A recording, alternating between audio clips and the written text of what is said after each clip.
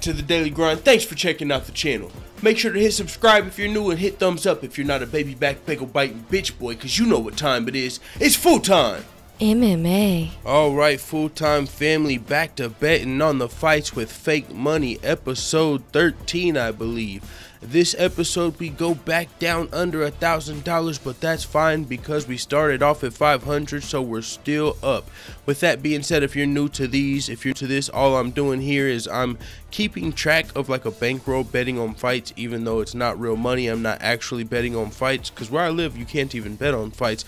So it's just essentially, if I did, I just go to a website that has the fight odds and I act like I'm betting on the fights with a fucking started off at $500 and I go up and down from there. So let's get to last week's fights, last week's episode, and then get to this week's bets.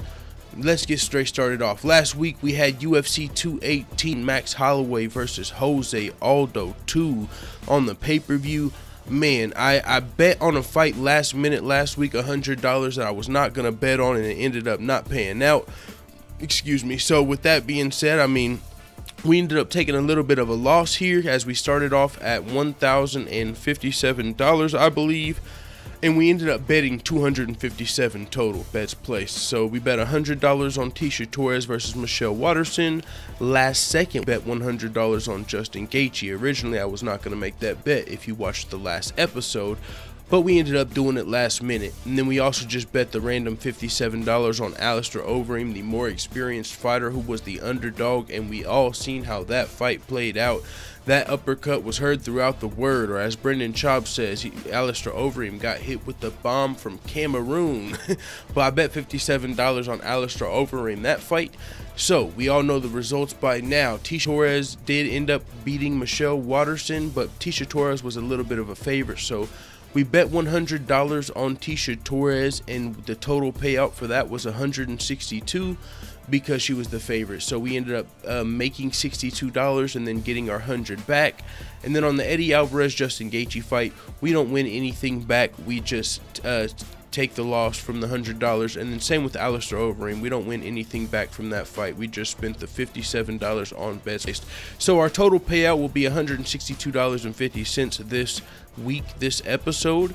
So we move up to $962.50 in our total bankroll. That's what we have to bet with for this week's fights, which will be Brian Ortega versus Cub Swanson at UFC Fight Night Fresno.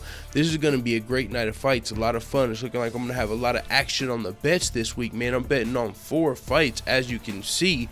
First fight of the night, Benito Lopez from Dana White's Tuesday Night Contender Series, a very exciting undefeated prospect from Team Alpha Male, who is a pick'em with Albert Morales, who's probably fought tougher competition and is going to most likely be the toughest guy that Benito Lopez has fought.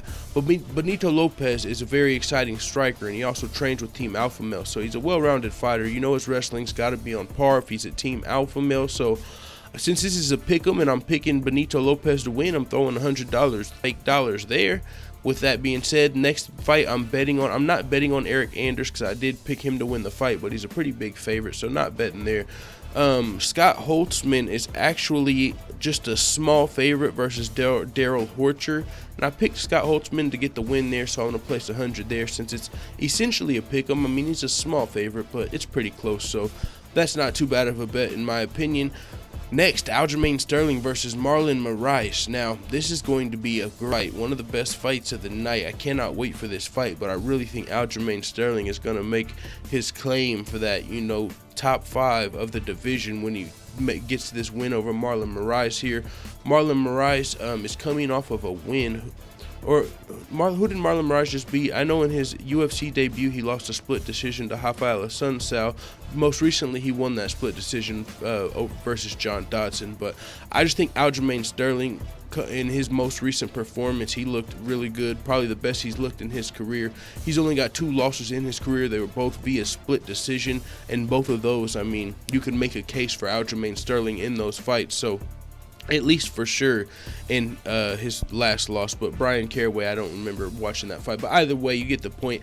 I'm picking Aljamain Sterling to win, and he's also an underdog. So not only am I making my normal $100 bet, but I'm throwing that $62.50 on there too, just to make it an even number. You know what I'm saying? I usually do that sometimes. So $162.50 on Aljamain Sterling, and then Jason Knight versus Gabriel Benitez. I'm picking Jason Knight, and he's a pretty heavy favorite, minus 310. So I'm not going to put any money there, although I am hoping Jason Knight can get back on the winning track, as I am a big fan. But main event of the night, Cub Swanson versus Brian Ortega. I was actually surprised to see this was a pick'em, and with Brian Ortega being just a small favorite over Cub Swanson. But Cub Swanson is coming off of wins over Doo Ho Choi and Artem Lobov, who are not like the cream of the crop as far as the featherweight division is concerned. I'm not sure if Doo Ho Choi was ranked. I believe Doo Ho Choi was ranked, but Artem Lobov, I'm not sure. Whenever they fought, Brian Ortega will be the highest ranked opponent Cub Swanson has fought in a while. But Brian Ortega, I mean, even though he's undefeated and on a nice winning streak, nice finishing streak, he's been losing 3 of his last 4 fights. If it would have went to decision, he's just got the clutch gene and usually gets the finish in the 3rd round. So Cub Swanson's definitely got his hands full, but I'm picking Cub Swanson to get the W, and this is the last fight of Cub Swanson's career, so I'm sure he's training as hard as he can.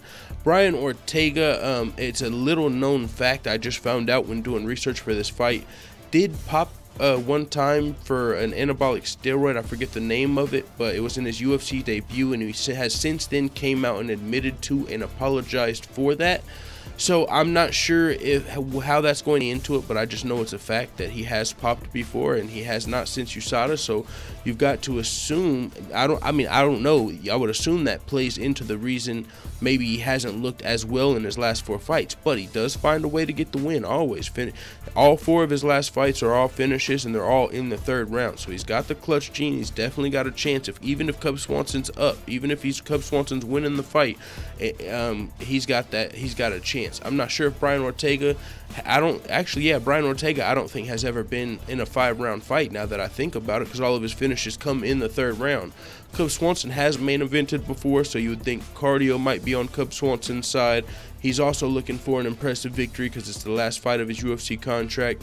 He was, one of the guys that could have got a title shot over Frankie Edgar, but he got skipped over. Now he's got the main event of this fight. So Cub Swanson's got a chip on his shoulder. Cub Swanson's literally got every reason to win this fight. If he doesn't win this fight, it's going to be really interesting. So, man, maybe I should have put more than 100 on Cub Swanson here, but last time I second-guessed myself.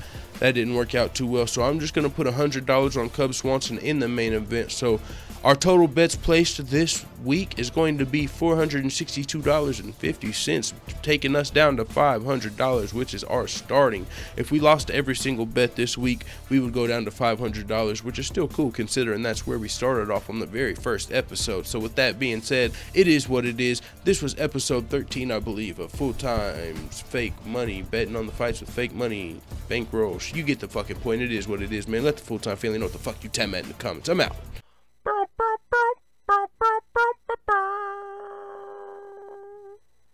Da da da da da. It's the motherfucking DOWG.